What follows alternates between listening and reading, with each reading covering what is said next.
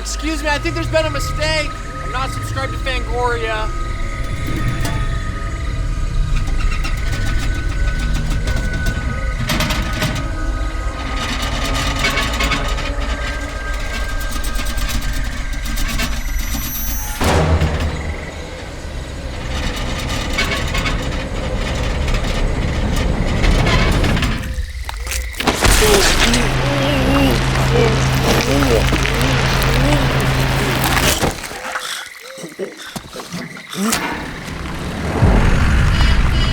You can't escape the horror, but you can subscribe to it.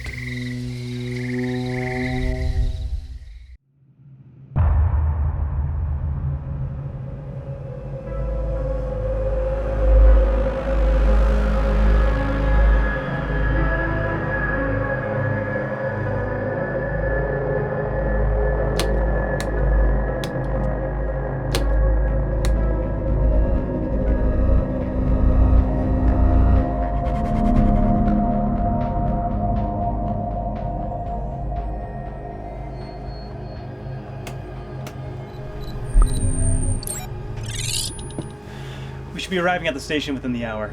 Awesome, thank you.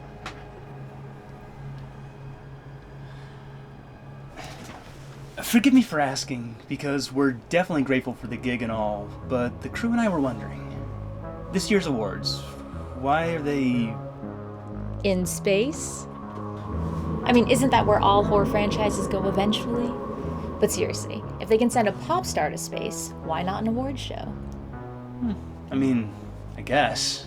It just seems a little excessive. I suppose. But the truth is, we've had a few incidents over the last few years. Incidents? Oh yeah. We had a masked slasher continuously stalking the set. Last year someone straight up stole the show. We just figured the best way to avoid problems was to avoid Earth. Seems like a bit of an overkill solution, but... well, anyway, we're just grateful for the opportunity to transport you and the other passenger to the ceremony. Other passenger? Yeah. That guy, isn't he with you? He is definitely not with me! Do something! Do what exactly? I don't know, it's space. Don't you have like a laser gun or something? Okay, that's a gross sci-fi stereotype. Not everything is laser-based. For instance, there's photons and there's... Do you have something or not? Don't worry, I've got it.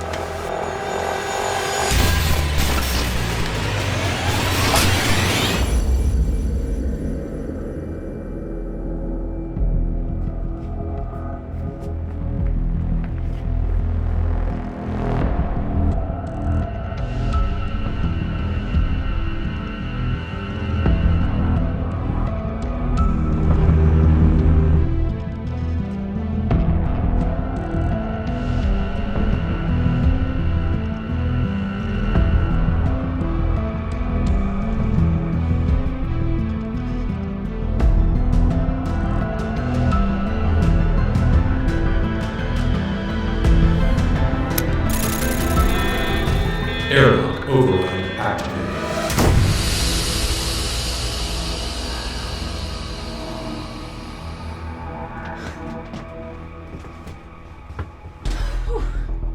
This never happens on other award shows.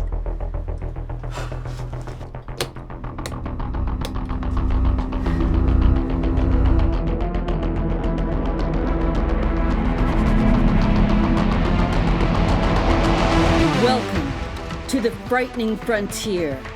From beyond your wildest nightmares and straight to your screen. Horror's biggest night has come at a deadly pace from outer space. This is the 2025 FANGORIA Chainsaw Awards. And now, beaming to you almost live from a remote space station somewhere in the far reaches of the galaxy. She's a horror icon, known for such classics as RE-ANIMATOR, From Beyond, You're Next, and Jacob's Wife. And he's a celebrated actor and filmmaker behind the modern faves Hard Eyes, Werewolves Within, and Scare Me. Please welcome your hosts, Barbara Crampton and Josh Ruben. Josh, there you are! I've been looking everywhere for you! Hey. Oh my God! Have you checked this place out? It's insane! There's this whole hologram laser arcade on deck 2 that you totally need to check out. Barbara, you know for budget reasons I absolutely won't be doing that, but still, can you believe it? In a year where the Alien franchise went to Earth, we finally brought the Chainsaw Awards to space, joining a grand tradition of beloved horror properties that have taken to the galaxy at large. This is quite the event, Horizon. It's true!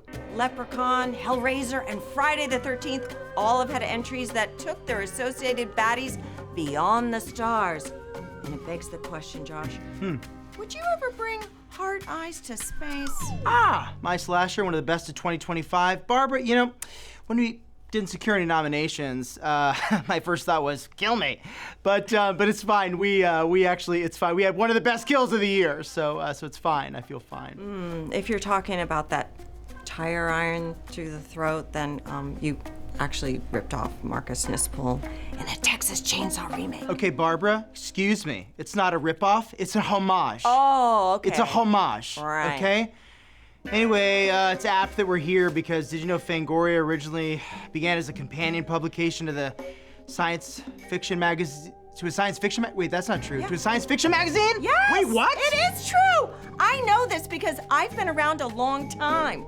I'm older than you, and I've You're seen it. 27? No, let's not do the math. But before Fangoria, there was STARLOG, a magazine founded in 1976 that focused heavily on Star Trek-related matters and had the distinction of being one of the first publications to report on this little movie called Star Wars. I never heard of it. Is that like John Carpenter's Dark Star? Sure. Never heard of it. They were so obsessed with space. It wasn't until a few years later that they decided to launch a second magazine. And we are sure glad they did, because through Fangoria, so many of us have found our way to the movies that we love, to each other, to you and me tonight. Tonight, you and me, we're here. And I love you. I love you. I love you. I love me too. And speaking of tonight, I think it's safe to say that this past year's movies were out of this world. How many space puns are we gonna do tonight? Oh my God, if I'm doing the math, I'd say like a Leviathan amount, like Jason X, Alien to the Third, Let's plus just say to infinite. infinity and beyond. Space is infinite. So. Regardless, you're correct. Since the last ceremony, there have been an embarrassment of riches for Fright fans. We've seen breathtaking original stories reinvigorate the box office. Thank God, we all want to go to the movies. And we've seen other franchises return with bold new vision. With Sinners, Ryan Coogler's Tale of the Blues struck gold with audiences and proved that when thoughtfully crafted, vampires still have bites. I did a vampire movie. Jacob's Wife. It's on Shudder. You can watch it if you want to again. Meanwhile, The Substance. Okay, let's talk about that movie for a minute because Demi Moore. Right? Carly. Okay, that put forth the notion that one of the scariest things to be in Hollywood is an actress. Are you serious? Yes, I'm sure. And ask me again and you'll find out, Josh. Copy that. The Final Destination franchise returned with a long-awaited 6th entry, making us question their understanding of the word final. And I'm just realizing that the MRI kill is the kill of the year for me.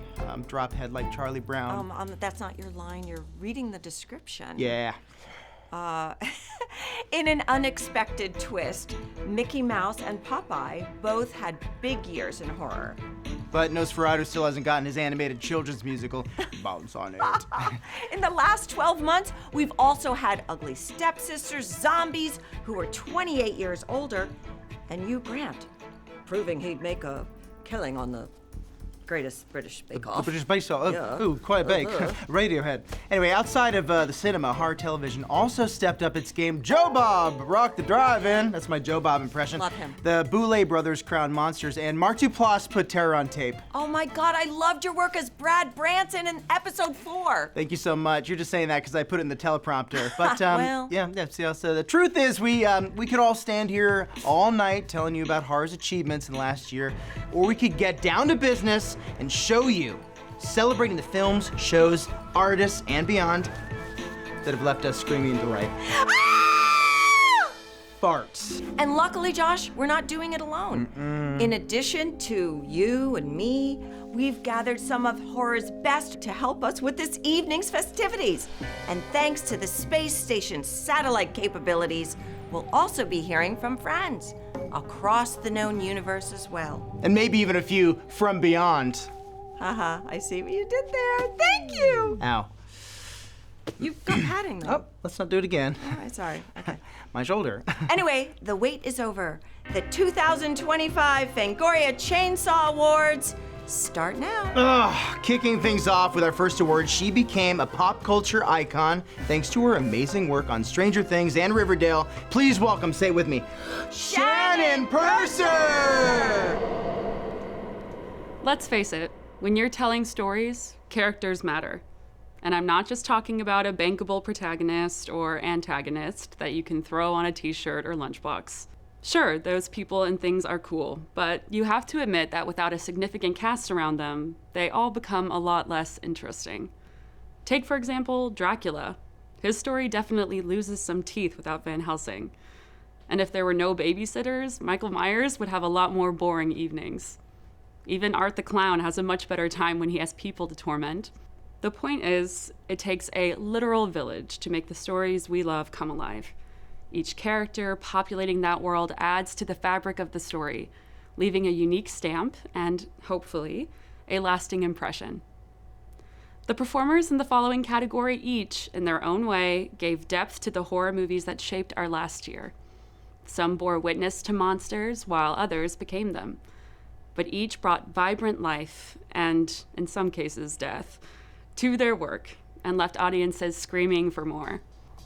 The nominees for Best Supporting Performance are Nicolas Cage, Longlegs. Hail Satan. Miles Caton, Sinners. I wrote this song for him. Ralph Fiennes, 28 Years Later. Remember, you must die. Hugh Grant, Heretic. Scary. David Johnson, Alien Romulus. Run. Wumi Masako, Sinners. That ain't your brother. Mo, what that witch out there talking about? Jack O'Connell, Sinners. Is y'all better now? Margaret Qualley, The Substance. Bill Skarsgård, Nosferatu. Leave there your conveniences. And Dan Stevens, Cuckoo. I wouldn't want to get hurt even more. And the Chainsaw Award goes to Nicolas Cage, Longlegs. Hey, this is really great that you recognized Longlegs and you thought of me for the Chainsaw Awards over at Fangoria. I think that the horror film-going community are amongst the most discerning fans and the purest in as filmmaking enthusiasts, for cinema-going enthusiasts. Whether it's in the construction of the movie or just viewing the movie and enjoying the movie, you are the purest and the most discerning fans, the horror cinema enthusiast. So it means a lot. And I want to say that I think you know that the character was pretty personal for me. I'm sure my mom would be proud of me right now that you thought of me, and that she was the motivation and inspiration behind the character. I think Oz Perkins will be delighted by this. We've had some good interviews for your magazine, and well, just thanks a lot. It's greatly appreciated. Bye. Coming to us now are a pair of presenters whose prolific work continues to inform and expand culture by introducing us to characters such as Black Panther, Creed, Judas, and the Black Messiah, and more recently, Sinners. The two co-founders of Proximity Media require no introduction. Please welcome producer Sev Ohanian and filmmaker Ryan Coogler. It's true. Even to a seasoned pro, the beginning steps of crafting a film can often feel daunting, making the end result feel like an impossible dream. But despite this fact, new movies are released every year. each fueled by passion, vision, and a refusal to give in to the insane odds stacked against them. The nominees in this category not only faced the odds and lived to tell the tale, they significantly did so for the first time, crafting nightmarish visions and new genre favorites for eager audiences. And in the process, announced themselves as bold new voices on the scene. And quite possibly introduced us to the legends of tomorrow. The nominees for Best First Feature are Best Wishes to All, Blink Twice, What are we gonna do about you? Cannibal Mukbang, I'm starving. Mr. Crockett. Oh, you get a gold star. The Ugly Stepsister. And the Chainsaw Award goes to The Ugly Stepsister. Woohoo! We won! Thank you so much, FANGORIA Chainsaw Award, for this amazing award. Best First Feature, for my first feature, The Ugly Stepsister. Fan or audience awards are really the best awards, and I want to start thanking all of you guys out there voting for us. But I also really want to thank FANGORIA for the amazing nominations, not just for the film, but also for our amazing star, Lea Myhren, who sends all her love, and also my legendary costume designer, Manon Rasmussen, who did amazing work on this movie. And to all of you FANGORIA people out there who maybe have not gotten the chance to see The Ugly Stepsister yet, I'm just saying, don't miss out. Thank you so much. Hello, uglies. If you've been paying attention, then you know this planet is filled with repulsive, blood-curdling horrors. It's true, many of which we've seen compete on our main stage. Don't I know it? But for all the nightmare fuel here on Earth, humankind has always been equally obsessed with what terrors lay beyond the stars. In a genre constructed to explore our fears and anxieties, it makes sense that horror creators would have an ongoing fascination with the infinite unknown of space. For every creepy castle or spooky graveyard that have haunted our favorite films, there have been alien landscapes, strange ships, and things from other worlds that have equally held our fascination. Since almost the beginning of cinema, space and scares have been intertwined, taking science fiction and turning it into something devilishly delicious, a form of science fear. With this in mind, we'd like to take a minute to celebrate the long cosmic history of space horror and its place on our screens and screams. And remember, uglies, the truth is out there. Listen to me. Please listen. If you fail to understand, then the same incredible terror that's menacing me will strike at you! It's a spaceship, Mike. Trick or treat.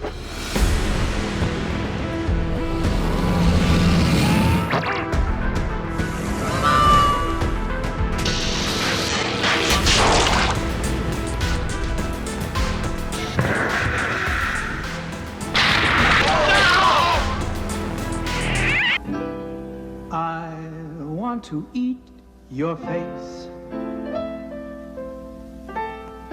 It could just be so yummy.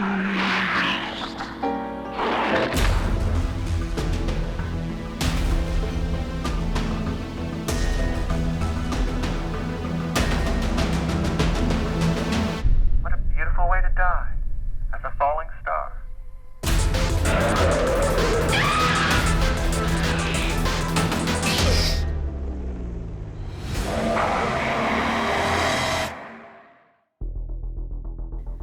One of them had a screaming delight in Popeye the Slayer Man and the recent VHS Halloween, while the other gave us chills in House of Ashes and Abraham's Boys. Please welcome Sarah Nicklin and Fina Sanchez. Wait, didn't you die at the beginning of last year's show?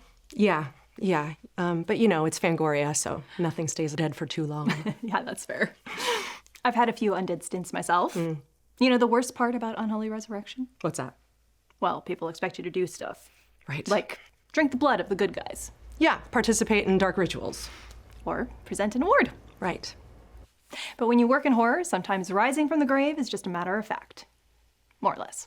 And riding the line between fact and fiction is a notion that has always engaged Fright fans. There's something compelling about seeing elements of our darkest fantasies make their way into the world which we live. At a controlled and safe distance, of course. Of course. The nominees in the following category bring our love of horror into a real, tangible world setting, from reality competition shows to deep dive discussions and beyond. And frankly, our lives are better for it. The nominees for Best Nonfiction Series or Miniseries are The Boulet Brothers' Dragula. Hello, uglies. Horror's Greatest. What better movie could you ask for? The Last Drive-In. We're going to spend the night deciding what is ugly. Svengoolie. What are you two doing? We're inspired by this movie. And the Chainsaw Award goes to... The Last Drive-In. Wow, thanks to everybody who voted for The Last Drive-In for the category of achievement in the nonfiction series, especially since so many other great shows are always up for this particular chainsaw. Once again, I just got to point out, we really stretched the definition of that category with this show, but we are grateful that you think that highly of us and that you're still with us over 200 episodes later. Getting a Chainsaw Award really means something because it's decided by real, dyed-in-the-wool horror fans. So thanks from me, Joe Bob Briggs, Darcy, and the whole Last Drive-In crew for this honor. The Drive-In will never die! He's the best-selling creator and novelist of Clown in a Cornfield. Please welcome Adam Cesare. While the idea of a small town rallying around a clown mascot is something I made up for my book, I think we all know that those places exist. Drawing a parallel between the nightmare of fiction and the real world allows us to feel further connected, titillated, and terrified by the stories that we consume. Because of that, it should come as no surprise that horror fans are often obsessed with the truth behind the scares. Whether it be the gnarly details of an unsolved crime, the supposed facts of an actual haunting, or simply the behind-the-scenes stories of our favorite fright flicks. Audiences clamor for a peek behind the curtain, desperate to glean a better understanding of the things that keep us up at night. The films in this category each, in their own way, provide a kernel of truth to our terror, and we wouldn't have it any other way. The nominees for Best Documentary are Doc of Chucky. A star was born, and it was Chucky. Wanna play? Generation Terror. More tits, more everything. George A. Romero's Resident Evil. How did we not get this? In Search of Darkness, 1990 through 1994. Rick Baker did my makeup. I had to undergo that crap every day. The J-horror virus. ということについては割と J ホラーは And Susanna, the Queen of Black Magic. That's a key component of this Sunderbolong ghost is that there's this hole which has maggots and it's kind of rotting. And the Chainsaw Award goes to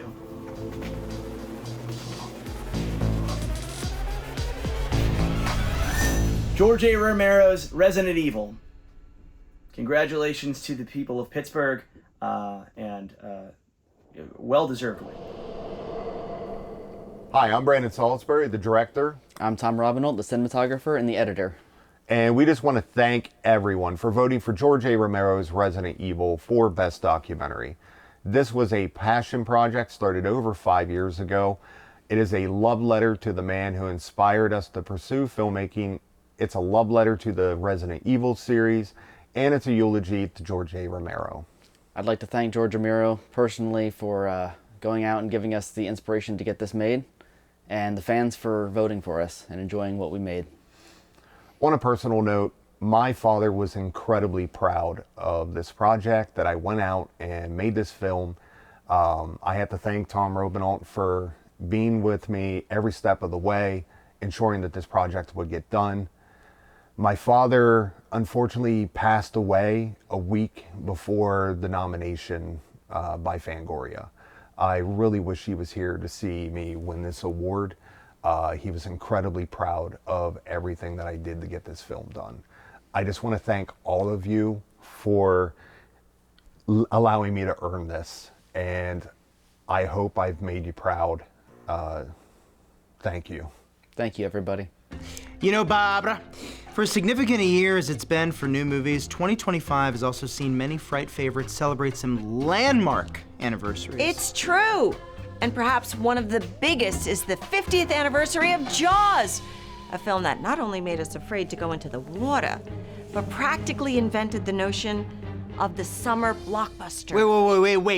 Wait. Jaws is 50? Yes, man. Okay, that shark looks so good. Do you think Bruce takes the substance? Oh my God, the substance. I love that movie, Demi Moore. But yes, back to Jaws. Depending on what shady characters you get your cosmetics from, there's a chance that Bruce is the substance. Dark. Yeah, it's a horror show, Josh. Touché, Barbara. Speaking of, a film whose tagline coincidentally offered up a different set of Jaws is also celebrating 5 filthy, fabulous decades this year, and that's the midnight movie staple, The Rocky Horror Picture Show. Oh my God, I watched that with all the college students at midnight. I love that movie.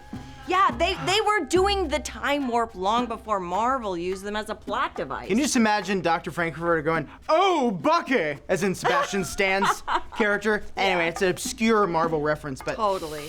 Did you know that the Friday the 13th franchise turned 45? Wait, so that means that Jason's gotta be at least, like, X. Oh, totally. And Fright Night, Return of the Living Dead, and George Romero's Day of the Dead all turned 40 this year.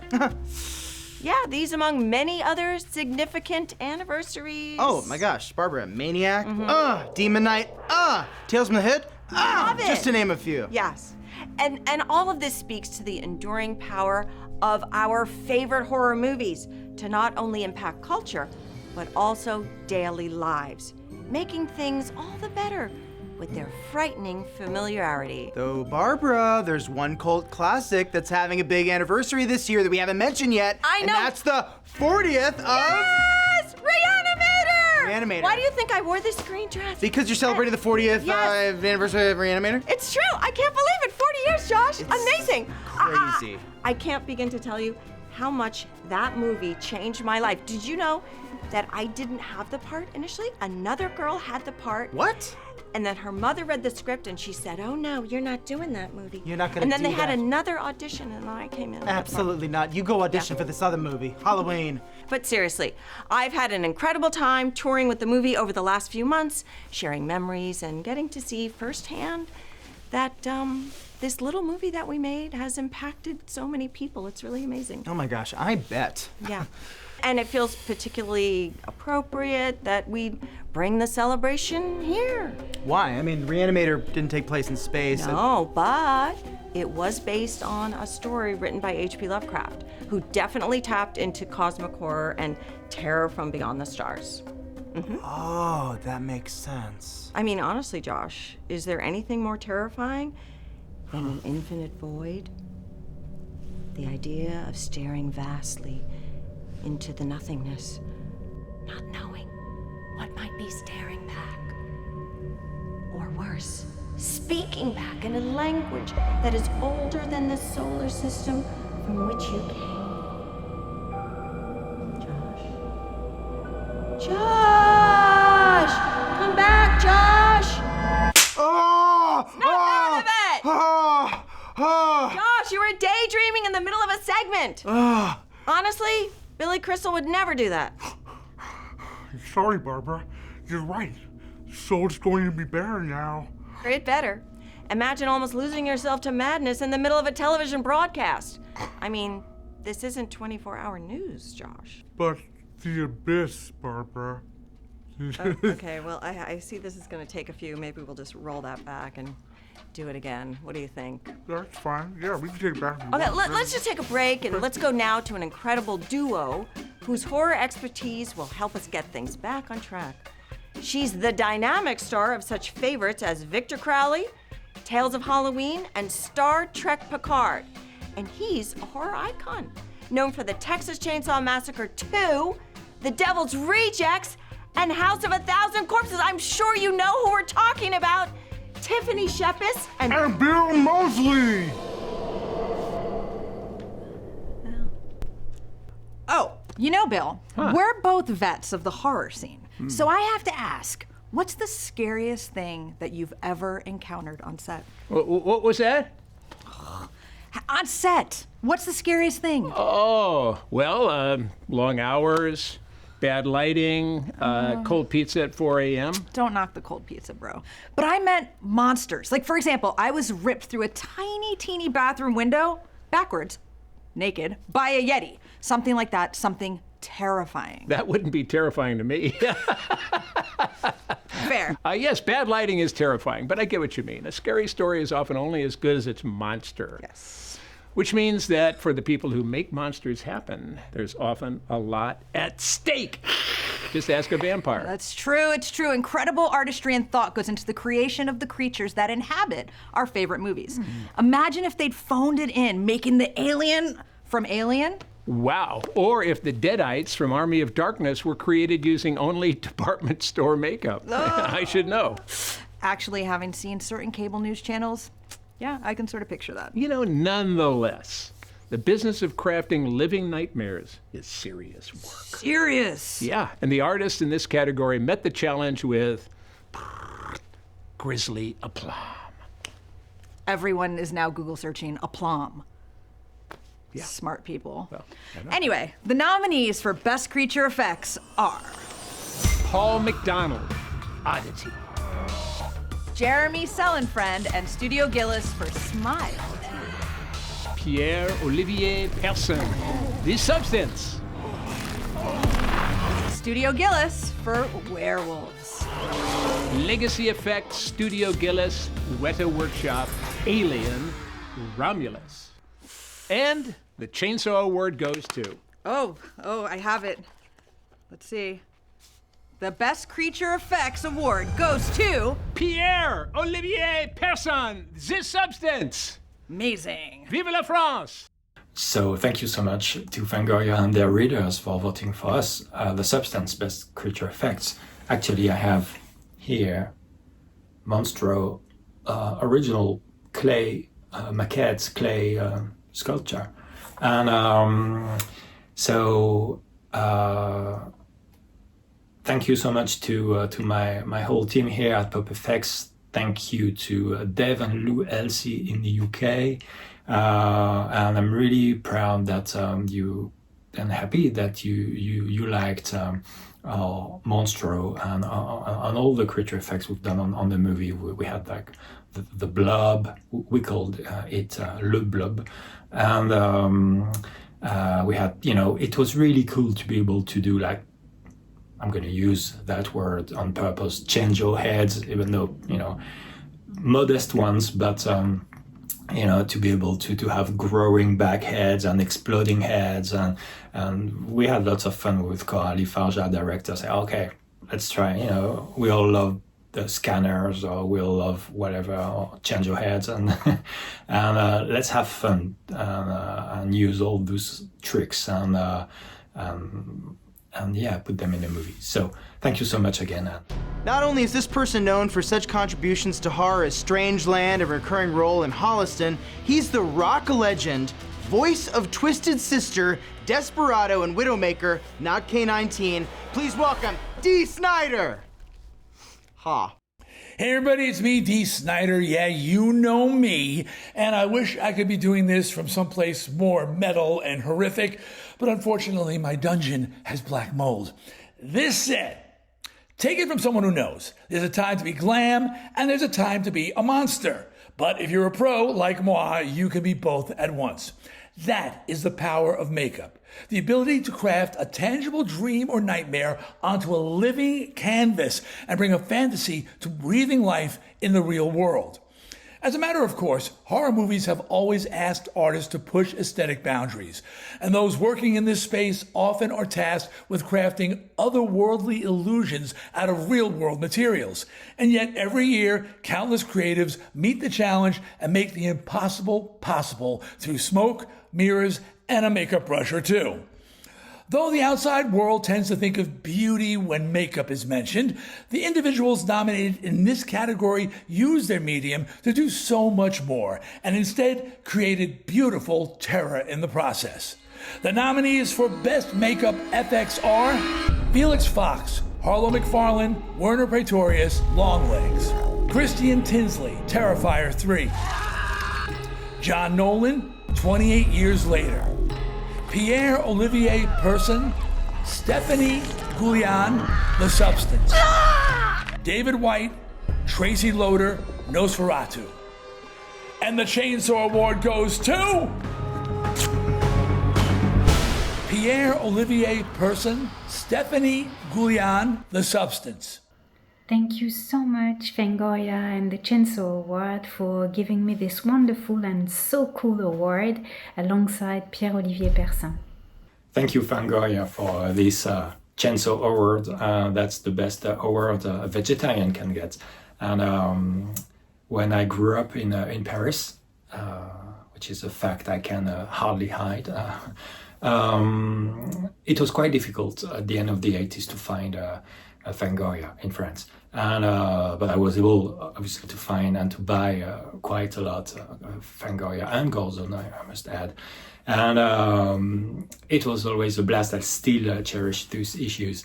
And even though my English was a bit rubbish, I was able to, at least I could, look at the pictures and they made me dream big time. So it means a lot, that award coming from Fangoria and from all of you guys. Thank you for voting for us. It was a blast to work on The Substance. Thank you to my whole crew, because it's a big teamwork.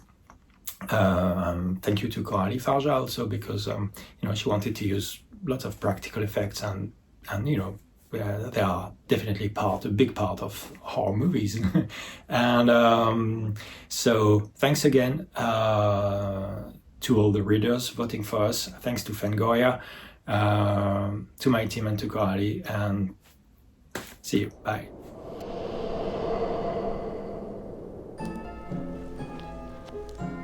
Hello? Is this the sick bay? They told me to come see you. Why, is something wrong? Because if it's the common cold, that could come in handy if Martians show up. No, not sick. I was just attacked by a masked maniac, and my editor thought it might be a good idea for me to see a doctor. You are a doctor, right? Not exactly, but I did play the assistant to the creator of a medical series on a very popular television show. It was all very meta and very prime time, so, same difference. Yeah, I don't think that's true at all. Whatever. Anyway, you're here now, so let's take a look. Oh, You seem fine. And yet, somehow, I feel worse. I'm gonna regret asking you this, but what exactly are you doing here? Why, an alien autopsy, of course. Excuse me? It wouldn't be a righteous homage to science fiction horror without a questionable alien autopsy. No 1-900 number required. And luckily, this one has a purpose. Don't all autopsies have a purpose? Well, yes, but this one was commissioned especially by our pals over on the Paramount Scares satellite. Apparently, this creature went wild and ate some of their catalog titles, so I'm digging in to get them back. Gross. But why would an extraterrestrial want to eat Paramount movies? Don't you ever want to eat things that you love? For example, who could deny the delectable depravity of Event Horizon? And while I understand the creature's motives, we need to get these movies back so they're available for the people. Do you want to try? Oh, I don't know. Oh, come on. Think of the delight you'll bring to audiences when you rescue a fright fave from this fella's innards. Okay. Oh. Invasion of the Body Snatchers? I love this one. Exactly. Oh my gosh. Here is Fire in the Sky. What? I want to watch all of these. Then get your hands dirty. It's the only way to save the universe. We're saving the universe? Well, at the very least, we're saving the universe's favorite movies. And that's important work. So why don't we get back into it? Oh, I'll get you some gloves. Oh, right. I've been doing this without gloves. This alien blood isn't dangerous, is it? While we handle this, it's time to send you along to the next category, which is proudly backed by Paramount Scares, because we've got a scare for every screen. Joining us now are a diabolical duo of fan favorites, One is the legendary star of Sleepaway Camp, and the other is the drag icon responsible for All About Evil. Please welcome Felissa Rose and Peaches Christ. I know it's hard to believe by just looking at me, but I'm deeply obsessed with a fierce look. I had a sneaking suspicion, but I am the same way, especially when it comes to the fashion of fright. Oh, ghoul, don't even get me started. A snappily dressed slasher or a shit-kicking final girl in killer thread speaks right to my heart. Oh, I hear you. And there's nothing better than a man in a well-designed mask, especially if he pairs it with a nice, stabby accessory. Oh, like a knife? Or stilettos. That's even scarier. If I'm being honest, do you know what's one of my favorite bits of horror movie fashion ever? I don't know. Is it Jason's hockey mask? Oh, Victor Crowley's overalls. Or maybe Carrie's prom dress. Well, those are all good guesses. But no, it's the short shorts in Sleepaway Camp. I mean, they didn't hide anything. Oh, please tell me about it. But it's true, great costuming can evoke a moment, an era, a vibe, or a nightmare. So, with that said, the nominees for Best Costume Design are Ruth E. Carter, Sinners. Marianne Seo, Maxine. Linda Muir, Nosferatu. Manon Rasmussen, The Ugly Stepsister. Emmanuel Yukhnovsky, The Substance. Here we go, and the Chainsaw Award goes to... It's Linda Muir, Nosferatu! Thanks, Felissa and Peaches. I'm Kimberly Lezak, Community and Content Manager here at Fangoria Magazine. Unfortunately, due to extenuating circumstances, Linda Muir is unavailable this evening to accept her award, so I'm accepting it on behalf of her and the Fangoria community at large. Thank you all at home for voting, and congratulations on your win, Linda Muir. Known to the horror fandom at large as Goth Dad, he's a previous recipient of the Fangoria Chainsaw Editor's Eyeball Award and the electric frontman of post-punk goth band Vision Video. Please welcome Dusty Gannon. Oh, hi there, baby bats, goths, and ghouls. It's your goth dad, Dusty from Vision Video. Sorry, I was just doing some, science. When you think about it, music and horror have a lot in common. Each, when at their peak, can reveal something about the human experience, pierce the veil of social constructs, or otherwise critique, satirize, or expose the world around us. And when music and horror work together, well, that's even better. Nearly all of horror's greatest moments have been accentuated by musical compositions that further pulled us into the scene, built the tension, and led us to a beautifully melodic, blood-curdling scream. Each of the artists in this category pushed the boundaries on macabre musical mayhem and created new soundscapes to further enrich our cinema viewing and our nightmares. The nominees for Best Score are Robin Carolyn, Nosferatu.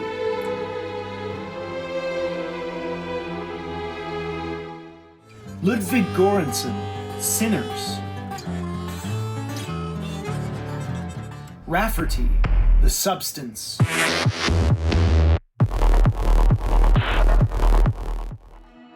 Young Fathers, 28 Years Later.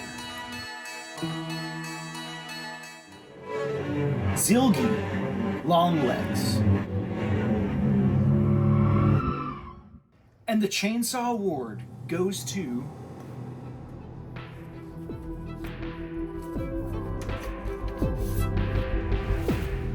Ludwig Göransson, Sinners. Congratulations. Stay strange. Thank you so much to the Fangoria Chainsaw Awards. This means a lot. It's so cool to be recognized by the horror community that believes in these bold and unique and cool films. Obviously, I want to thank Ryan Coogler and share this with the whole cast who's also sang in the film, and all the incredible musicians that was a part of making the score. Thank you. Now presenting a category brought to us by our friends at Blackmagic Design, makers of cinema cameras and creators of DaVinci Resolve, who bring us both the tools to capture and the magic of post. And to present this award, here's two folks who know a thing or two about movie magic. One is the multi-award-winning special effects artist behind Prey, and the other is the acclaimed filmmaker of the recent Ash. Please welcome Alec Gillis and Flying Lotus. Speaking both as an artist and a viewer, I can tell you that the look of a monster is important, but also how you look at that monster is often just as significant. The camera does more than serve as the audience's eyes into a story. In the hands of a skilled artist, it can become as integral as any character, choosing what to show and what to withhold for the betterment of the world it's relaying back to us. Thoughtful lenses and clever lighting can take something that appears completely artificial and bring it to fearsome, breathing life on screen. More than just smoke and mirrors, it's a skill set that turns our movies into the fully realized worlds that we love. The nominees in this category each executed undeniable artistry with their camera, bringing nightmare visions to life and making their stories all the more tangible. And in the process gave us a whole new way to look at the horror cinema we love. The nominees for Best Cinematography are Autumn Durald Arkapaw, Sinners. Andres Arochi, Long Legs. Yaron Blaschke, Nosferatu. Benjamin Krakun, The Substance. Anthony Dodd Mantle, 28 years later. And the Chainsaw Award goes to Yaron Blaschke, Nosferatu. Unfortunately, Yaron couldn't be here to accept the award, so we are accepting it on their behalf. Not only do you know him for his role in Fear Street Prom Queen, but he recently made the 2025 Time 100 list for his influential work as a movie buff in the digital space. Please welcome Reese Feldman. Despite the slashers, flesh-hungry zombies, and many other unspeakable terrors, horror fans always seem to be looking for further ways to immerse themselves into the genre that they love. It's not enough to just passively watch a movie. There's a certain subset of the horror-loving audience that wants to be a participant in the story, as long as they still have the safety of the real world, of course. To that end, video games allow players to take that leap, to experience a haunted house or rampaging monster, all the while maintaining the security of a chill night on the couch. With stories as nuanced and rich as any movie, the nominees in this category each represent a faction of the video game industry that has met their fans' hunger for fright, providing them the ability to take center stage in delightful nightmares that keep them playing well after the sun has come up. The nominees for Best Video Game are Death Stranding 2, Mouthwashing, Silent Hill 2 Remake, Are you afraid? Slitterhead, Sorry We're Closed. And the Chainsaw Award goes to Silent Hill 2 Remake. サイレントヒル2がファンゴリア・チェインソー・アワードでベストビデオゲーム賞に受賞いたしました。本当にありがとうございます。伝統あるこの賞からご評価いただけたことは我々にとって本当に嬉しく考えています。この受賞は開発チームの努力と情熱の賜物だと考えています。応援してくださったファンの皆様、そして素晴らしいパートナーであるブルーバーチームに改めて感謝させていただきます。サイレントヒルシリーズは今後も続いていきますので、今後とも引き続き応援をよろしくお願いいたします。Our next guest is not only an actor and the celebrated author of such books as What Fresh Hell Is This? And The Survival of Margaret Thomas, but he, along with his wife Sue, was the proprietor of the legendary Dark Delicacies, which for 3 decades served as an essential gathering place for the genre community. Literally every time I went in there, he was so nice to me. Please welcome Del Howison. Through Dark Delicacies for 30 years and 4 months. My wife Sue and I had the pleasure of seeing the horror community up close and in person almost every single day. Sure, there was werewolf drool, bloodstains, and the occasional person looking for a copy of 50 Shades of Grey who didn't understand that we were a horror bookstore. But not that kind of horror bookstore. Generally speaking, we had a blast and got to meet and host some truly amazing people. Influential creators and rabbit fans alike had a place at Dark Delicacies, bonded by their love of horror and their need to share that with others. We were happy to be that place to so many for so long. It's no secret that Fright fans enjoy the ability to commune, and people and places that provide that space are important. For many of us, the first gathering place to share our love of all things scary came in the form of late-night creature feature shows, and the hosts serving as a de facto friend through which to share the viewing experience. There was a time that every regional marketplace and network affiliate had a horror host of their own, and often their connection to the local area they came from further endeared them to us. Luckily, even in an era of streaming and quickly changing media formats, the tradition of the horror host continues, still providing a gateway or first bit of community to emerging horror fans. We'll now hear from some of those same hosts who provided the space to discover this genre that we love, and who brought movies into our homes, our hearts, and nightmares. Greetings from our satellite to yours. What's that, Miss Benz? Mr. Lobo was just getting to that. From the farthest reaches of outer space to your local cable access channel, or maybe a series of budget-priced DVDs, there's no question that horror movie hosts have played an integral part in introducing audiences to this genre that we love, even if occasional hijinks ensue. For a lot of folks, horror hosts serve as their first gateway to the idea of a horror community. Here's a person to share the movie with, to make you laugh when you're too scared, or make you scream by their absolute fabulousness. Or whatever. In a lot of cases, horror hosts also have been the ones who've introduced viewers to movies, or at least helped further their reach. But licensing motion pictures isn't cheap, so a grand tradition of late-night creature feature shows has been to rely on films that have entered the public domain, because license-free zombies don't sue. Movies such as Night of the Living Dead, Dementia 13, The Devil Bat, and loads of films like them have become horror host staples.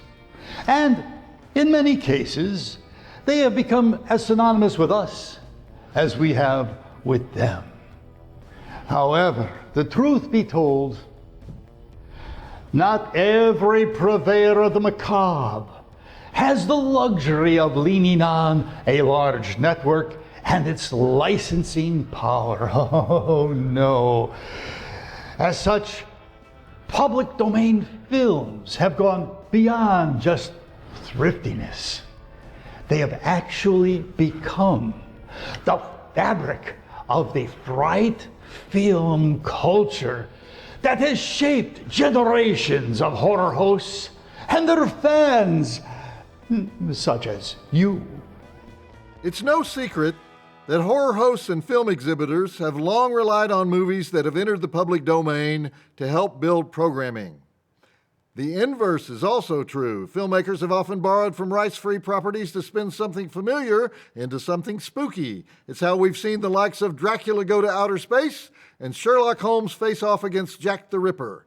While it may seem very of the moment that with each public domain announcement there's a slate of inevitable horror derivatives that follow, in actuality, it's a story as old as exploitation cinema itself.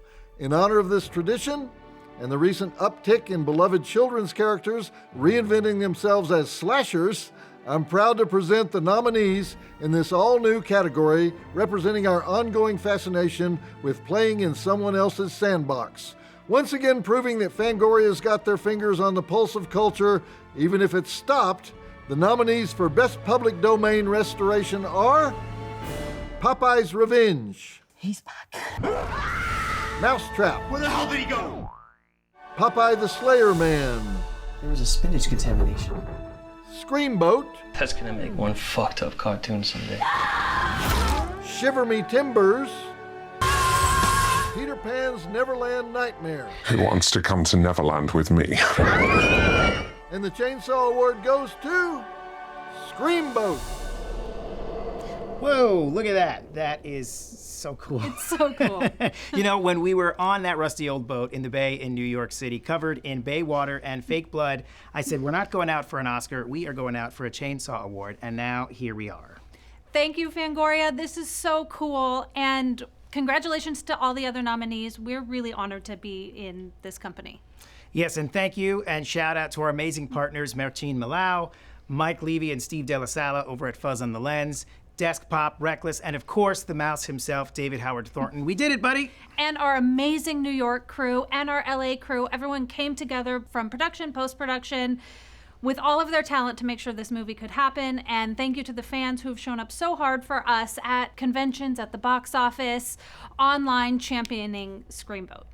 And since this award is public domain resurrection, today seems like as good a day as any to announce that our sequel, Screamboat 2, Nothing Stays Dead, is officially on the way. We made Screamboat to make sure audiences could laugh and scream and just have a good time at the movies. So we're so thankful we get to keep making movies. They're so important. Independent film is really important. Horror films are really important, and they're driven by horror fans. Walt used to say that it all started with a mouse, but it also started with a dream. And today, thanks to each and every one of you, this dream has come true. Thank you, Fangoria. Thank you, horror fans. We love you. We did it! And now, from the major motion picture Nosferatu, please welcome Count Orlok and Ellen Hutter.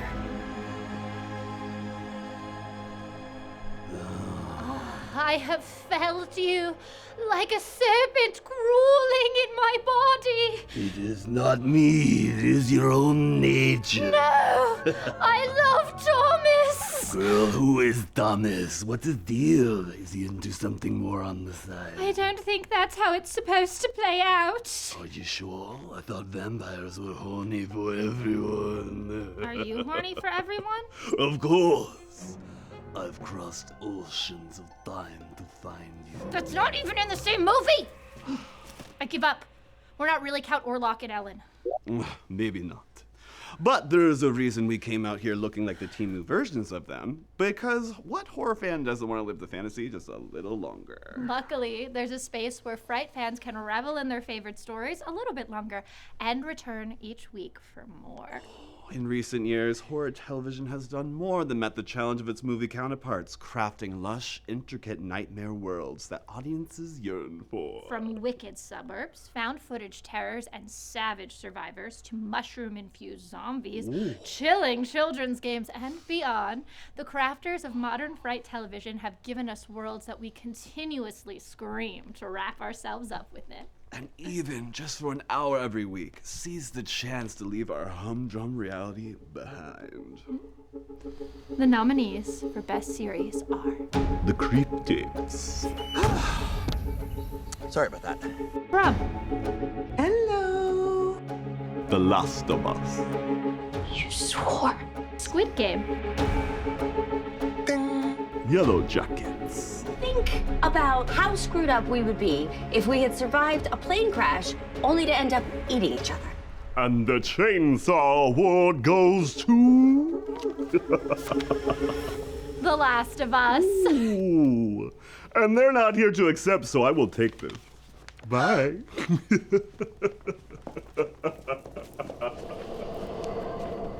Now, to give us a little insight into the history of the Chainsaw Awards, please welcome longtime Fangoria contributor and my good friend, Mike Gingold.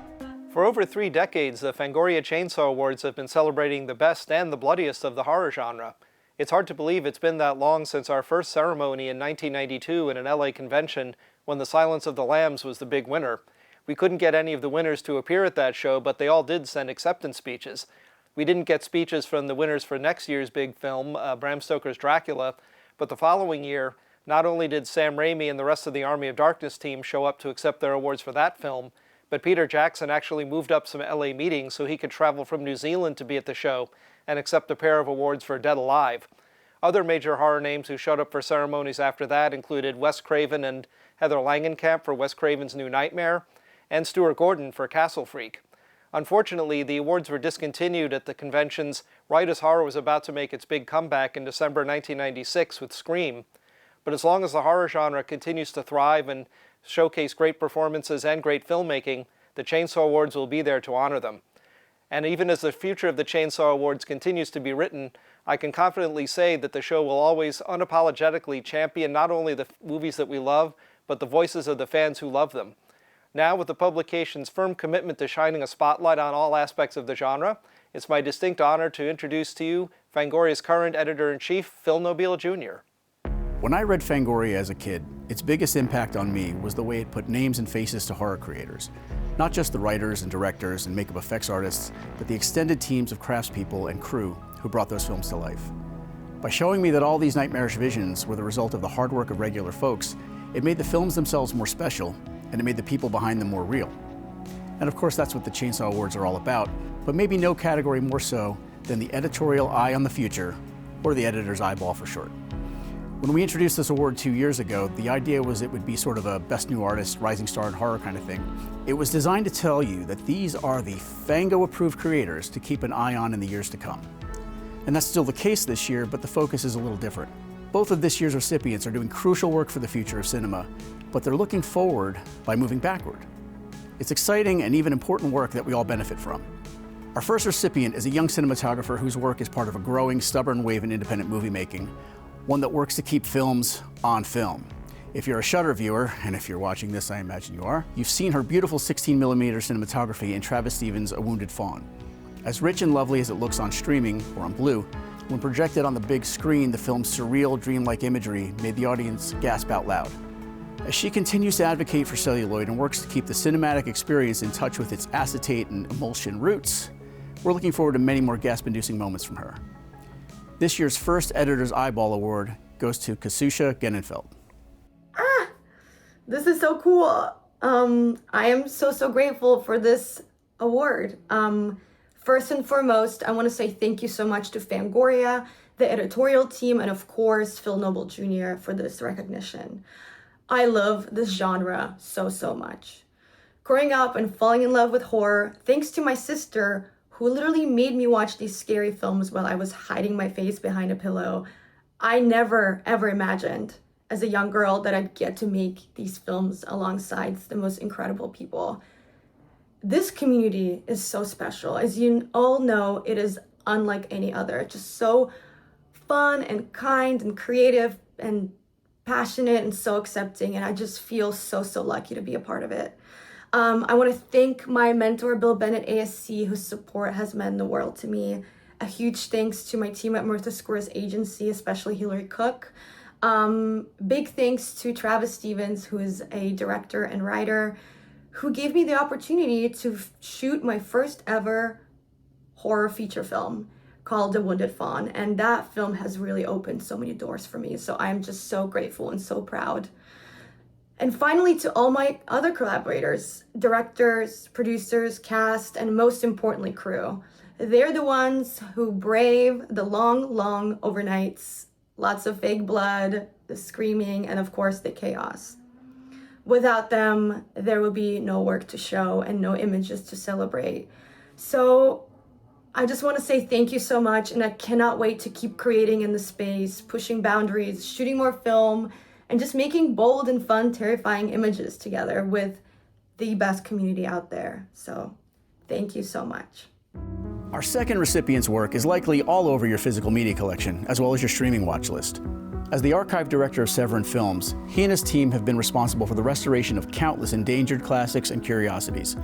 And rest assured, for him, horror is not just a job, it's a way of life. With his band Creature Feature, he brings the horror vibes to Los Angeles all year round, and he's fully dedicated his life to walking the horror walk. But his work in preserving the history of horror is beneficial to the entire community, essential to film history, and sadly invisible to too many. We're here to fix that. Our second Editor's Eyeball Award goes to Curtis RX. Wow, this is surreal. Thank you. I'd like to thank Phil, Michael, Angel, and everybody at Fangoria. This is truly an honor. I'd like to thank my brothers for sneaking Fangoria into the house when we were little. And I'd like to thank my mom for allowing us to keep them after she caught us. Growing up, Fangoria was so much more than just a magazine. It was a sacred text, a film school, but most importantly, Fangoria was a community. It has fueled my horror obsession as it bled from film into my musical projects, Creature Feature and Rufus Rex. Thanks to David and Carl at Seven Films, I've been part of the team that rescues and re-releases the very films I used to read about in the pages of Fangoria when I was a kid.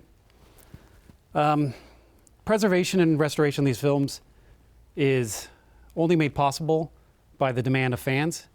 So keep buying Blu-rays and 4Ks, keep buying CDs and vinyl, keep buying magazines and books, and most importantly, keep buying Fangoria. So let's keep physical media alive, and we can all keep making more horror. Thank you. Joining us now from the set of their upcoming film, Horrified, please welcome superstars Julie Benz, Busy Phiilips, and Ron Perlman. A good script has the power to take you anywhere, from haunted houses to the depths of space. To the inner lives of pop stars. Or even well-meaning demons. Aren't those kind of the same thing? That depends on who you ask. True. The point is, a well-crafted story can inspire the mind and mobilize countless others to bring it to life. All of our favorite movies began with a blank page and a series of words that followed. And from there, countless artists, creatives, and performers committed to the seemingly impossible cause of making a film, all because they believed in a story. Now, the nominees in this category each wove tales that not only captured the hearts and nightmares of their cast and crew, but of viewing audiences in the past year. From vampires, struggling actresses, looming existential dread, and beyond. These were the well-told stories that kept us up at night. And we wouldn't have it any other way. The nominee for Best Screenplay are Scott Beck and Brian Woods, Heretic. His mysterious translation of those plates form the basis of this. Wow! Ryan Coogler, Sinners. You go get him? No. And why the hell not? He was getting some nookie. Coralie Forget, The Substance. It stops. What stops? What? What stops? Bill Heinzman and Danny Filippo, Bring Her Back. How'd she die? Piper. She's okay. She drowned. Oh! J.T. Molnar, Strange Darling. Oh, I can't let a lady down on her birthday now, can I? Oh. And the Chainsaw Award goes to Ryan Coogler, Sinners. Woo! Man, this is an incredible honor. Big thanks to Fangoria and all of the audiences that voted. Big thanks to my producer partners, Zinzi Coogler and Sevak Ohanian. Big thanks to Warner Brothers for supporting the film and seeing the vision. Big thanks to everybody at Proximity who read the draft and worked on it. Came out to New Orleans with us. And I mean, I guess the biggest thanks would be to my actors and to my picture editor, for making the words seem nice and be in order. Big thanks to the sound team for making sure everybody heard everything everybody said, and this writing the screenplay was so much fun. I got to think about my time spent with my uncle James, who inspired the film, and my time watching movies that I love that were inspirations for this. It was so satisfying to put the words in the final draft and to share with the people who I love working with. Can't forget Ludwig Göransson, our composer, and Serena Göransson, who worked on all of the music that we put down, and brought that stuff to life. But it was just an honor, man. I love having this job, and writing was one of the first aspects of filmmaking that I fell in love with. It's kind of how I found a career. So to be honored for this is just flat out amazing, man. And thanks for making my first horror script so special. Thank you. And now, please welcome the host of the Fangoria Podcast Network featured show, Katie Afraidy.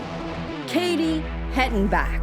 Viewers of my show, Katie Afraidy, know that I'm all about digging into the horror movies that people love. because, well, I love them too. The truth is, at the end of the day, we're all here because we're fans first and foremost. And with that shared passion in mind, I wanted to take a second to briefly explain for those of you who don't know how the awards you're currently watching happen, because honestly, you guys have a lot to do with it. Computer, give me the goods. Yes, Katie. From the moment the Chainsaw Award cycle begins, extreme consideration is given to the fans who make it all possible. At the beginning of the process, a list of potential and relevant films are pulled together from last year's window of eligibility and sent out to a nominating body of industry professionals, filmmakers, and critics. This is how the films for the nomination phase are selected.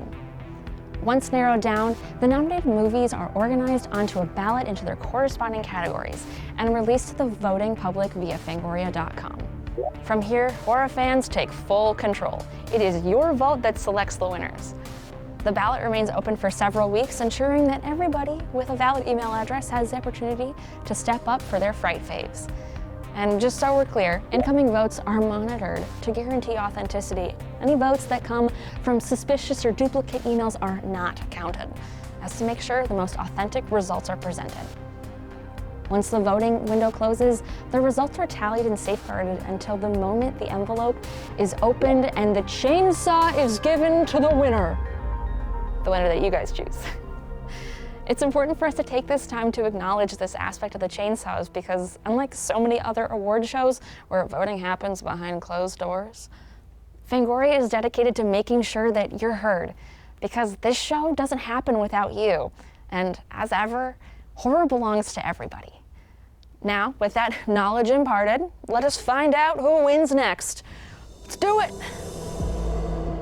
And now, she's the legendary director of cult classics like Blood Diner, The Being, and Night Patrol. Please welcome Jackie Kong. One thing to know about me is that I love to travel. I adore the opportunity to see new things and experience different customs and perspectives. For the same reasons, I love international cinema. Whether it be German Expressionism, French New Wave, Italian neorealism, the kaiju of Japan, or beyond. You can circle the globe through the movie screen. When it comes to horror movies, we all share that universal love of being scared. Who doesn't like to be frightened? Nightmares are something we all share. Though cultures and language may differ, fear is always understood. The films in this category represent some of genre cinema's most recent and powerful entries from around the globe. The nominees for Best International Movie are Cuckoo, Dangerous Animals, Welcome aboard. Oddity, There's nothing that can't be explained. Red Rooms, The Ugly Stepsister. And the Chainsaw Award goes to Oddity. Congratulations. Hi, my name is Damien McCarthy. I'm the writer and director of Oddity. Thank you so much to everybody that voted for our film. This is really amazing. I'll cherish this. Thank you to Fangoria, to all the people at SHUDDER for supporting our film from the start. My amazing cast and crew, all fantastic collaborators and just nice people to spend time with. It was a great experience. Letty, Finton, to everybody up at Bantry House for letting me in to film a second time after Caveat, and all the local support we got here in Bantry. Thanks to Richard Mitchell for his incredible score, Brian for all of your work in the edit. It's a very exciting time for horror films. This is as a massive horror fan myself, there's so much cool stuff being made. So for me, this is very encouraging and just lovely to be part of the conversation. A very quick special thanks to Paul McDonnell, Miriam, and all the team, because without their hard work, we wouldn't have this fella here. So thank you, Paul. Thank you very much. There's no reason the ferocious, flesh-hungry dead can't be a little fabulous, and luckily that's something our next presenter knows all about. The filmmaker behind the recent Queens of the Dead, please welcome Tina Romero. When we consider the concept of something being limited, the significance of that attribute is ultimately in the eye of the beholder. If you're trying to survive an undead apocalypse, a limited number of windows, vigilantes, zombies is a pretty good thing. A limited amount of ammo or imagination, not so much. When it comes to movies, a limited release usually refers to a film that gets a smaller rollout. Think of it as a boutique, exclusive release. But as we know, especially in the world of horror, any film that captures an audience's attention can become big in our hearts. Over the years, we've seen regional and independently made films move past their humble beginnings and become deeply ingrained cult movie faves, some even shaping pop culture forever in the process. With that in mind, the films in this category have captured the hearts of Fright fans everywhere, and may well have established themselves as the genre-defining movies of tomorrow. The nominees for Best Limited Release are Azrael,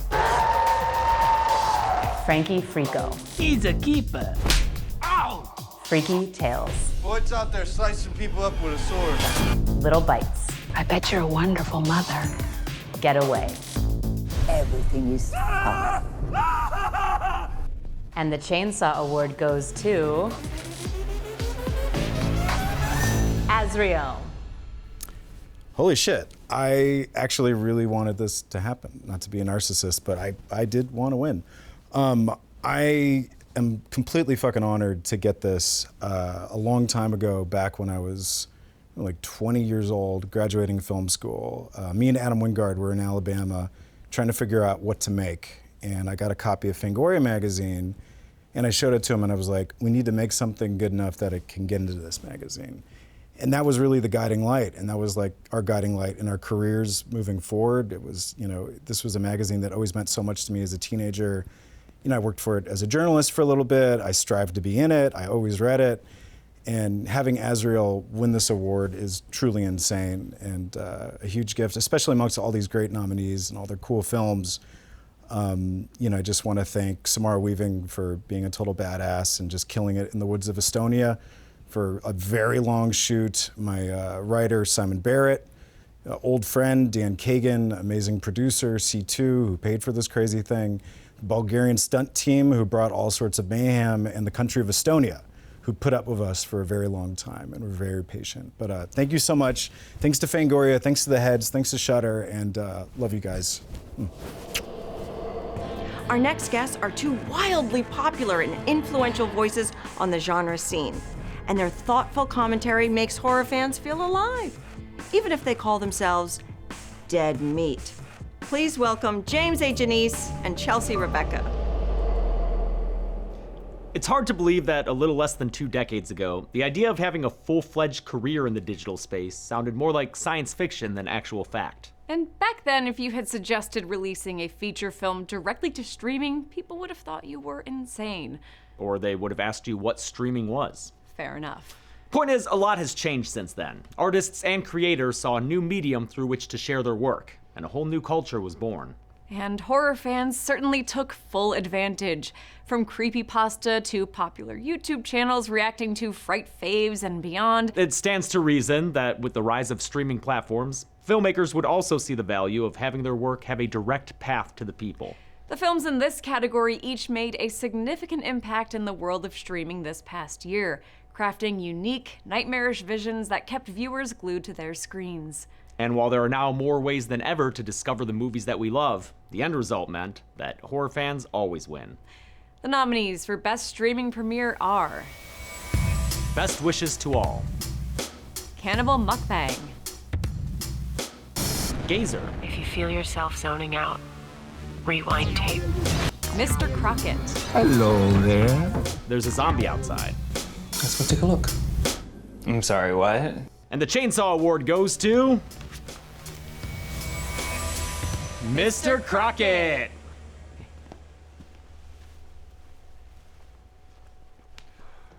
Thank you for this award. That means a lot. I wanted to first thank Worthing Brooks, David, Arby, Jenna, Miles, and all the other ones at the studio. Thank you for the opportunity. Disney, Hulu. To my producers, Josh, Sean, Jesse, my co-writer, Carl. To my leads, Elvis and Jerica, couldn't done without you, and my oldest son, who inspired the whole story. So thank you all.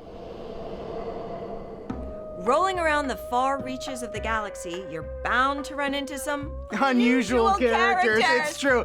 Robot assassins, eldritch organisms, and chest-bursting parasites that leave you dripping with all manner of blood and goo. Ooh, and those are just the opening acts of our next guests.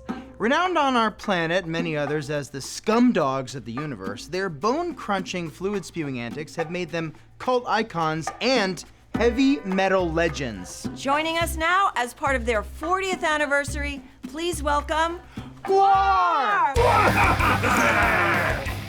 If you thought they could have a party with the most deranged psychos and gorehounds in the galaxy and GWAR wasn't gonna show up, then you're dead wrong. Just not as dead as the winner of this category. Oh yeah, that's true. Not that people in several government agencies haven't tried. Over the years, we've seen some pretty fucked up shit. Blood-spewing creatures, bone-crunching monsters, and even a T-Rex born of a crack cocaine-infused dinosaur egg. Hey, that's detailed on our new album, The Return of Gorgor, on GWAR.net, right? Available now. GWAR.net. I gotta say, I'm pretty impressed by the lengths of depravity that Fangoria readers go to when selecting their favorite film fatalities. Not to mention the extreme attention to details. You guys notice every bit of guts and gristle and gore. Which, as it turns out, is pretty damn important. In an award show driven by fan votes disgusting, this particular category is extra significant. Because this is the one where Fangoria readers were asked to write in with their thoughts on the splatter-filled moment that got their blood pumping and rocked their year in gore. Pete, with that in mind, we're proud to say that the Chainsaw Award for Best Kill goes to... Open. Best Kill, Terrifier 3! Let's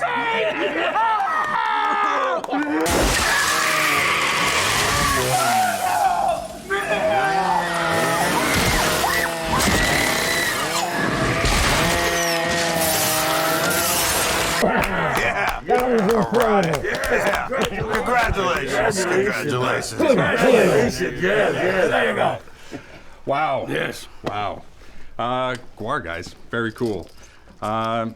So, made a living cutting up bodies and winning an award for it. That's pretty great. So on behalf of Damien, who penned the script, and it's his vision, directing and coming up with these crazy concepts, who brought together this mythology for all of you to love. It's pretty fantastic to accept this because, you know, there's no committees, no politics. This is about you, the fans, watching hundreds of hours of horror films and deciding this was the cool one. Who would have thought, right? Cutting up bodies. It's pretty great. Yeah. So thank you.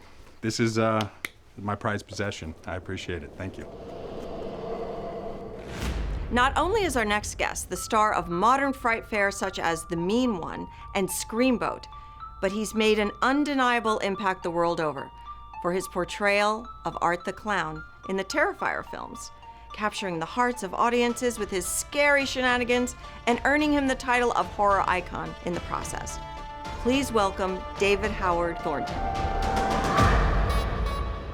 If I said there was an art to carrying a horror film, would you think I was clowning around? But seriously, taking on the mantle of the main character of any story is not a small task. And if it happens to be a genre movie, well, that can make things even more interesting. Conveying emotion in a heightened space can be a delicate process, and addressing the human condition while in the midst of something darkly fantastic takes a certain level of skill. From vampires to serial killers, body horror to existential dread and beyond, the performers in this category face insurmountable terrors, and each brought a level of gravitas, relatability to even the most unhinged of nightmares. These are the performances that shape the genre of the moment, all the while ensuring their place in the horror history of tomorrow. They made us scream with delight and cheer with fear. The nominees for Best Lead Performance are Lily Rose Depp, Nosferatu. But I've never been so happy. Willa Fitzgerald, Strange Darling. You Fucking fantastic. I have never been so turned on in my life. Sally Hawkins, Bring Her Back. No, she's passed. Sorry. Well, that's all right, you didn't know. Michael B. Jordan, Sinners. You twins? Nah, we cousins. Micah Monroe, Long Legs. I never said my prayers, never once. They scared me. Demi Moore, The Substance. Leah Myron, The Ugly Stepsister. Hunter Schafer, Cuckoo. That's a fucking weird way to put it. Naomi Scott, Smile 2. Sophie Thatcher, Companion. It's not you. It's me. And the Chainsaw Award goes to Demi Moore, The Substance. Unfortunately, Miss Moore could not join us tonight, so I accept this award on her behalf. Not only is he a celebrated filmmaker and writer, but this next individual is also the legendary creator of Final Destination. Please welcome Jeffrey Reddick. Although there's a great deal of paperwork and technical aspects to make a film, a movie ultimately is born because of a vision. Numerous artists come together, working in concert to bring that vision to life, each contributing their unique talents to make something seemingly intangible into a cinematic dream come true.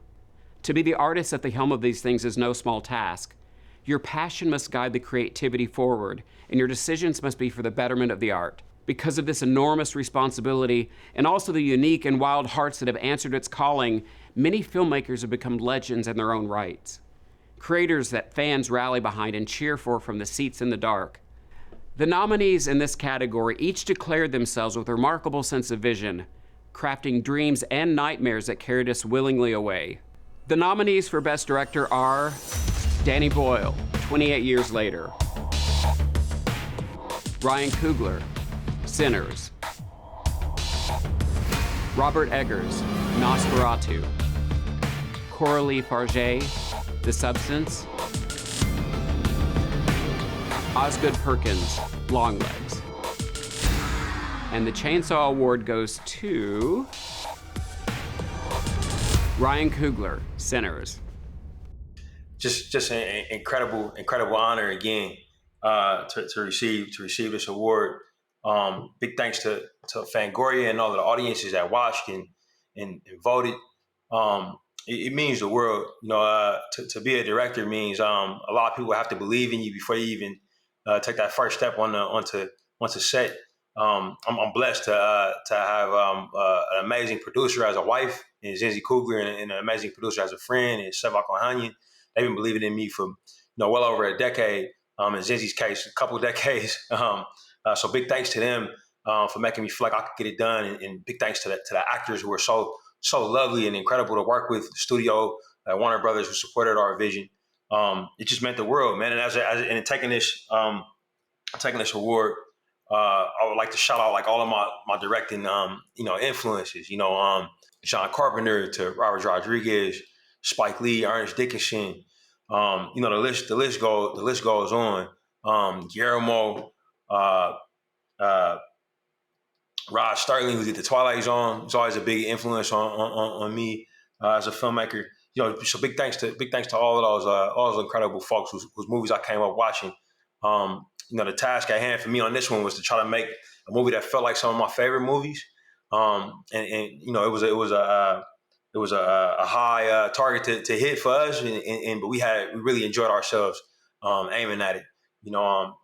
Big shout out to Michael Fontaine and the makeup crew for all of the making sure all the blood and guts was artful. And again, a big thanks to Ludwig Göransson for providing some incredible music, and Ruth Carter for the costumes, and Hannah Bickler for the sets, and Autumn Arkapaw for that incredible cinematography. But you guys, the audience, is who really made it happen for us on this, man. We'll be forever indebted, and I can't wait to make my next horror movie. I don't know when that's going to be, but I'm hoping God bless me with enough time to get it done.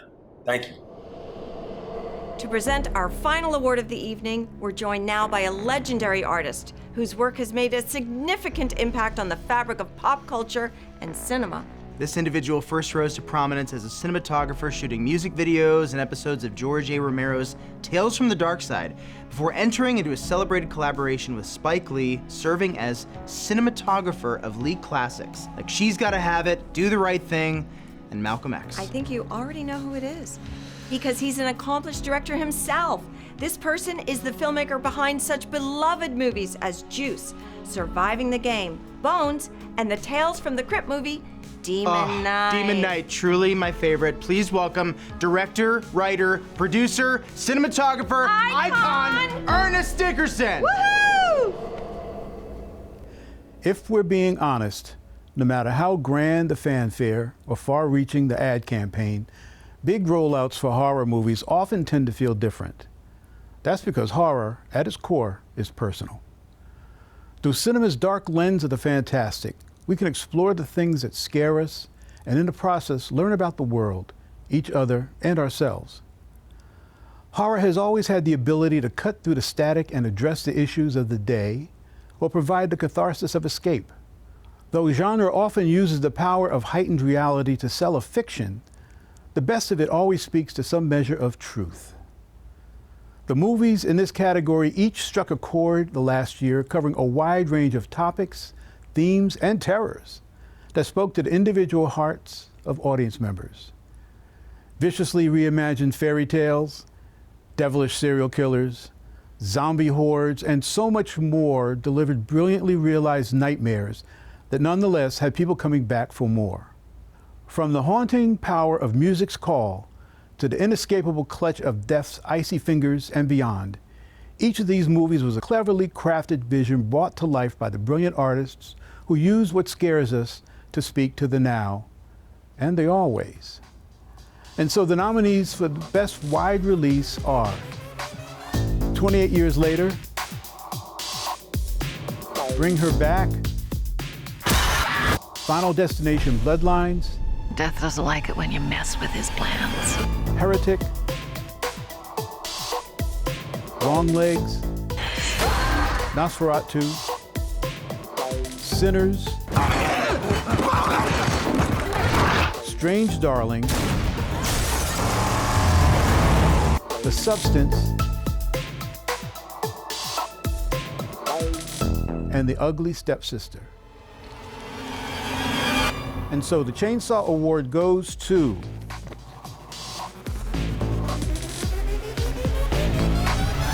Sinners. Bing! And so I'm here now. And it is my great honor and my pleasure to present this next award to the producing team of Zinzi Coogler and Sev Ohanian, and the producer, director, Mr. Ryan Coogler, to present to you the FANGORIA Award for the best wide release for Sinners. Congratulations to all of you. Oh man, this is awesome. Thank you guys so much. On behalf of Ryan, myself, and our partner Zinzi, this means the world, and of course our incredible cast, our amazing crew, and of course all our partners at Warner Brothers. Thank you to the FANGORIA audiences that voted for us. I want to say thanks to all of the audiences that showed up for the film, that lined up and saw it multiple times in different formats and kept the conversation going for us online. It meant the world to us to release something like this. It was my first time making a horror movie. I didn't know if it would be embraced or not, but it really it warmed our hearts. And to have FANGORIA present this award to us, man, it just means the world. It brings everything full circle. Big shout out to our crew, and everybody who worked really hard. For every department, big shout out to Mike Fontaine, who did makeup for us. I see this going through the skull. It makes me think of Mike. So shout out Mike, we love you. And just thanks to everybody who was involved.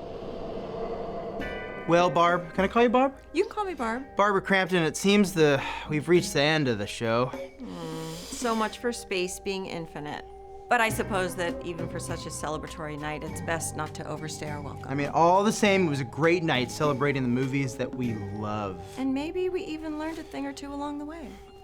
Did we? I mean, is this gonna be like, a show that ends with a moral like Mr. T coming out to tell us to drink milk and eat our vitamins? Well, that depends on your relationship with lactose. Farty. But no, Josh. It's still FANGORIA, and everything we need to know comes from the horror movies we love.